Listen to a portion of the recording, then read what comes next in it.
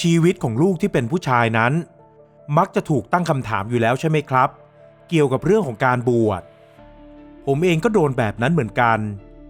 ยิ่งช่วงใกล้จะเรียนจบที่ผมขอกับพ่อไว้ว่าผมยังไม่อยากทำงานพ่อก็เลยยื่นข้อเสนอให้ผมไปบวชเพื่อที่เวลาทำงานแล้ว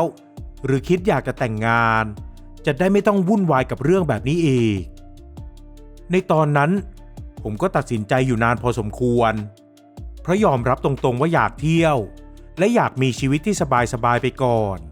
ไม่ต้องเข้าไปอยู่ในวัดที่ห่างไกลผู้คนอะไรขนาดนั้นแต่สุดท้ายผมก็ขัดไม่ได้และยอมตกลงกับพ่อว่าจะบวชให้แลกกับการที่จะให้พ่อออกเงินค่าเดินทางไปเที่ยวต่างประเทศของผมกับแฟนฟังดูแล้วผมเห็นแก่ได้หรือเปล่าครับถ้าคิดแบบนั้นมันก็คงจะใช่นั่นแหละครับแต่ผมก็ต้องทะเลาะกับแฟนเหมือนกันเพราะเธอบอกกับผมว่าที่ผมสัญญาเอาไว้หลายอย่างก็ยังไม่ได้ทำให้แถมจะมาบวชอีกตั้งหลายวันแต่เธอก็ไม่กล้าขัดอะไรมากเพราะการมาขัดคนที่กำลังจะบวชนั้นถือเป็นบาปหนักเหมือนกันในความคิดของเธอแต่ผมก็ยืนยันที่จะบวช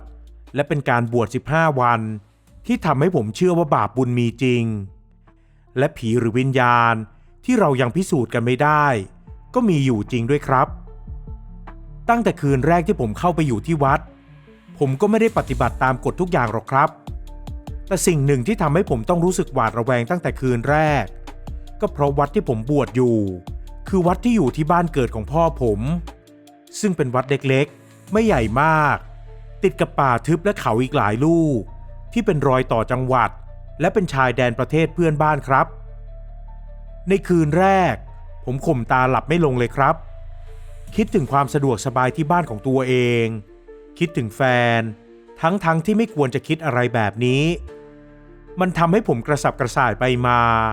จนผมต้องลุกขึ้นมานั่งความหิวก็เข้ามาวนเวียนรบกวนจิตใจจนผมตัดสินใจที่จะออกมานั่งที่บริเวณหน้ากุฏิของตัวเองบรรยากาศในวัดที่นี่ถึงจะมีไฟฟ้าเข้าถึงแล้วแต่วัดก็ไม่ได้มีไฟที่สว่างอะไรมากเพราะคงต้องการประหยัดไฟด้วยอีกอย่างพระที่อยู่ในวัดก็มีไม่กี่รูปและจากที่ผมสังเกตดูก็รู้ได้ว่าพระในวัดส่วนใหญ่แล้วก็ต่างคนต่างอยู่กันไปไม่ได้สนิทสนมอะไรกันมากนักซึ่งผมเองก็ไม่รู้เลยครับว่าเป็นปกติวิสัยที่ควรจะเป็นหรือเปล่าเวลาในตอนกลางคืนอากาศค่อนข้างจะเย็นมีลมพัดไปมาโดนตัวจนทำให้ผมเริ่มง่วงและคิดที่จะกลับเข้าไปจำวัดแต่ก่อนที่ผมจะกลับเข้าไปในกุฏิก็มีเสียงเรียกที่ทำให้ผมต้องหันกลับไปมองจะเข้าไปจำวัดแล้วหรือท่านผมหันมองตามเสียงไปที่ห้องข้างๆกุฏิซึ่งเป็นเหมือนกุฏิคล้ายศาลาห้องแฝดพระรูปหนึ่งที่ผมไม่ได้เจอเมื่อตอนกลางวันยืนอยู่ตรงนั้นผมพยักหน้ารับและตอบออกไปใช่ครับผมพระดลนะครับแล้วท่านล่ะทีพครับพระทีพท่านคงเป็นพระที่มาบวชใหม่เมื่อเช้านี้ใช่ไหมหลับไม่ลงละสิไม่คุ้นที่ใช่ไหมพระทีพคุยกับผมยังเป็นกันเองและรู้สึกว่าวัยใกล้เคียงกันทำให้ผมรู้สึกผ่อนคลายลงบ้างและตัดสินใจที่จะคุยกับพระทีพต่ออย่างถูกคอกันเราคุยกันหลายเรื่องจนเวลาล่วงเลยไปผมแทบไม่รู้เลยว่ามันกี่โมงแล้วสุดท้ายพระทีพก็บอกให้ผมรีบเข้าไปจำวัดเพราะเดี๋ยวจะต้องตื่นเช้าออกไปบิณฑบาตอีกตอนเช้าเจอกันนะท่านผมบอกกับพระทีพมันรู้สึกดีและผ่อนคลายจริงๆที่มีพระรุ่นราวคราวเดียวกันอยู่กุฏิใกล้กันทำให้ผมรู้สึกว่าอาจจะมีเพื่อนใหม่ถึงแม้ว่าที่นี่จะไม่ใช่สถานที่ที่ควรมาหาพรรคพวกอะไรเลยก็ตามเช้ามืดผมก็พยายามตื่นให้ทันที่จะออกไปบิณฑบาตและผมก็ตื่นทันจริงๆผมออกมารวมตัวกับพระรูปอื่นๆก็เจอกับพระทีพแล้วแต่ไม่ได้คุยอะไรกันเพราะเจ้าอาวาสเร่งรีบให้พระทุกรูปออกจากวัดเพื่อไปบิณฑบาตเพราะวัดของพวกเราอยู่ไกลจากหมู่บ้านร่วมๆ2 กิโลรวมไปกลับก็ประมาณเกือบจะ4 กิโลเลยแหละครับ เรื่องเดินผมไม่ได้มีปัญหาอะไรหรอกแต่แอบรู้สึกเสียดายเล็กน้อยที่สายเดินของผมไม่ได้เป็นสายที่เดินไปพร้อมกับพระทีปนั่นเป็นครั้งแรกที่ผมเดินเท้าเปล่าไปไกลมากและรู้สึกว่าได้ใกล้ชิดกับธรรมชาติจนกลับมาที่วัดและทำกิจวัตรของพระอย่างที่ควรจะทำจนได้มีเวลาพักผ่อนในตอนบ่ายผมก็อยากที่จะไปพูดคุยกับพระทีปแต่พยายามมองหาและคิดว่าตอนที่ฉันเพลนั้นก็ไม่เห็นพระทีปเลยไปหาที่กุฏิพระท่านก็ไม่อยู่ผมเลยไปถามพระอีกรูปหนึ่งนั่นก็คือพระต้าที่บวชมาก่อนผม1 พรรษาแล้วอายุก็ไม่ได้ห่างกับผมมากแต่ดูท่าทางสุขุมจนผมไม่ค่อยกล้าที่จะเข้าไปพูดคุยด้วยพระต้าครับชาวบ้านนิมนต์พระทีปออกไปทำกิจนอกวัดเหรอครับทำไมผมไม่เห็นเจอท่านเลยพระทีปท่านพูดถึงใครกันที่วัดของเราไม่มีพระชื่อทีปนะก็พระที่อยู่กุฏิแฝดกับผมนี่ไงท่านกุฏิข้างๆท่านน่ะประตูก็เปิดไม่ได้แถมถ้าเข้าไปดูข้างในก็จะเห็นว่าหลังคามันแตกเพราะกิ่งไม้ใหญ่หล่นลงมาทับพระที่ไหนจะไปอยู่ได้ผมไม่ได้พูดอะไรต่อแต่รู้สึกขนลุกไปทั้งตัวในตอนนั้นผมไม่แน่ใจและยังไม่เชื่อเต็มร้อยว่าจะเป็นอย่างที่พระต้าบอกผมเลยตัดสินใจขึ้นไปที่กุฏิข้างๆซึ่งประตูมันก็ไม่ได้ปิดล็อกเอาไว้และพอเปิดเข้าไปดูมันก็เป็นกุฏิที่ว่างเปล่าจริงๆแถมหลังคาก็แตกอย่างที่พระต้าบอกด้วยนั่นเลยทำให้ผมรู้แล้วว่าตั้งแต่เมื่อคืนจนถึงรุ่งเช้าของวันนี้ผมเจอดีเข้าให้แล้วพอได้รู้แบบนั้นผมก็แทบลมจับเลยครับเดินลงกุฏิมาอย่างอ่อนแรงเด็กวัดที่ผ่านมาเห็นก็รีบเข้ามาประคองเพราะเห็นผมเดินเซไปมาผมเลยขอให้เด็กวัดช่วยพาผมไปหาเจ้าอาวาสที่ตอนนี้น่าจะอยู่ในโบสถ์ผมเล่าเรื่องที่เจอกับพระทีปให้เจ้าอาวาสฟังสีหน้าของเจ้าอาวาสที่ได้รู้ว่าผมเจอกับพระทีปที่น่าจะเป็นผีหรือวิญญาณก็ชัดเจนมากว่ามันมีที่มาที่ไปเจ้าอาวาสก็เลยเล่าให้ผมฟังครับ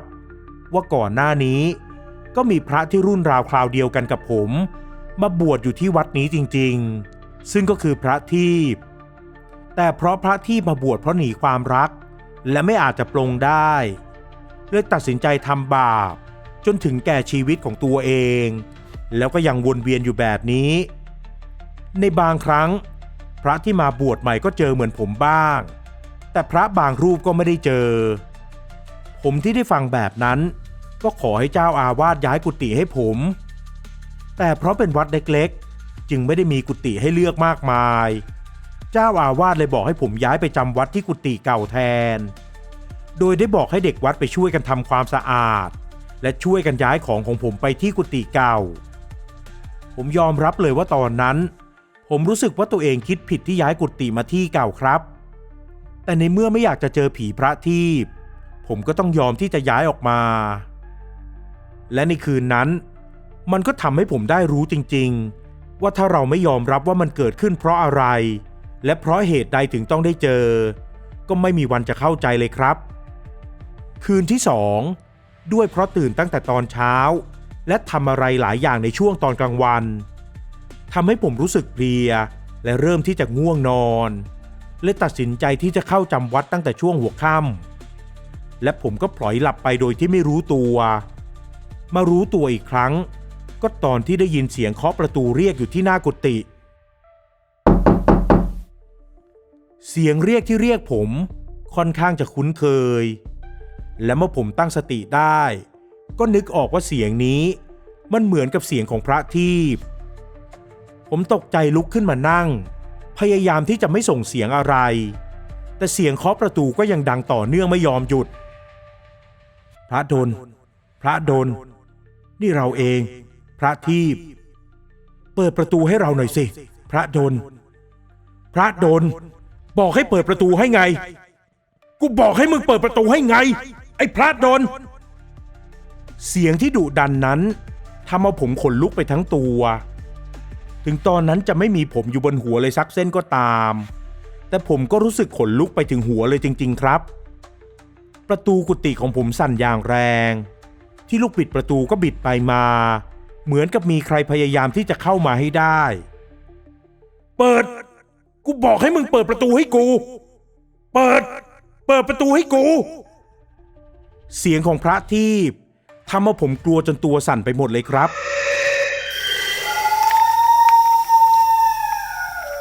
ก่อนที่ผมจะได้ยินเสียงหวีดหวิว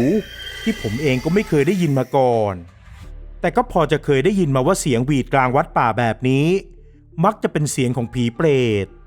ก่อนที่มันจะตามมาด้วยเสียงของนกกาซึ่งก็ไม่รู้เลยว่าดึกดื่นขนาดนี้แล้วทำไมยังมีนกกามาร้องอยู่อีกทุกอย่างมันน่ากลัวมากๆครับแล้วจู่ๆหน้าต่างในกุฏิของผมก็เปิดออกเหมือนกับถูกกระชากออกมาอย่างแรงใบหน้าของพระที่โผล่มาที่หน้าต่างนั้นและมันก็ไม่ใช่ใบหน้าที่ปกติเลยครับแต่เป็นใบหน้าที่น่ากลัวทั่วทั้งตัวเป็นสีดำๆอมเขียวลิ้นจุกปาก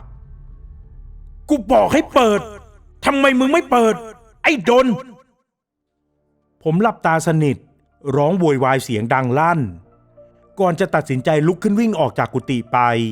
พร้อมกับตะโกนดังลั่นไปทั่ววัดว่าโดนผีหลอกทั้งเด็กวัดพระรูปอื่นๆและเจ้าอาวาสต่างพากันตกใจออกมาจากกุฏิของตัวเองผมเองก็วิ่งเข้าไปในโบสถ์หวังว่าพระประธานองค์ใหญ่จะช่วยผมได้แต่มันไม่เป็นแบบนั้นเลยเพราะผมยังได้ยินเสียงพระทีปเรียกผมไม่ยอมหยุด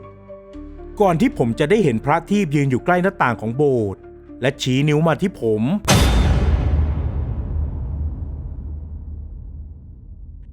ด้วยความกลัวผมก็เป็นลมไปเลยครับแต่ในตอนที่ผมไม่ได้สติและหลับไปนั้นผมฝันและระลึกถึงเรื่องราวก่อนหน้านี้ได้เหตุผลที่ผมรู้สึกว่าสนิทกับพระทีปก็เพราะเราเคยเป็นเพื่อนกันมาก่อนและเรียนที่มหาวิทยาลัยเดียวกันแต่วันหนึ่งจู่ๆพระทีปก็หายไปและใช่ครับเพราะแฟนปัจจุบันของผมเธอเคยคบหากับพระทีปมาก่อนหน้านี้ผมตื่นขึ้นก็เลยทำให้ผมประติดประต่อเรื่องราวได้ว่าพระทีปเสียใจอย่างหนักเพราะความรักซึ่งเป็นเพราะผมเองที่เข้าไปหาแฟนของพระทีปมันเป็นกรรมของผมที่ต้องมาเจอกับเรื่องแบบนี้ผมได้ทำความผิดแย่งแฟนของคนอื่นมาจนทำให้เขาเกิดความทุกข์และต้องมาจบชีวิตของตัวเองลงแล้วผมก็ต้องมารับกรรมแบบนี้ฟังดูแล้วอาจจะเหลือเชื่อใช่ไหมครับแต่ผมอยากจะบอกกับทุกคนว่าบนโลกใบนี้ไม่มีความบังเอิญหรอกนะครับทุกอย่างมันถูกกำหนดเอาไว้แล้วจริงๆผมเล่าเรื่องทั้งหมดให้กับเจ้าอาวาสฟังท่านก็ได้บอกกับผมว่าช่วงเวลาที่เหลือหากยังโดนตามมาหลอกหลอนอีก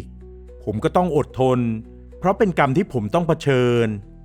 และต้องยอมรับให้ได้ว่าผมได้ทำกรรมกับทีปหรือพระทีปเอาไว้และการบวชครั้งนี้ผมก็ตั้งใจอย่างดีที่สุดที่จะอุทิศบุญกุศลทุกอย่างให้กับพระทีปหลังจากนั้นที่เหลืออีก13คืน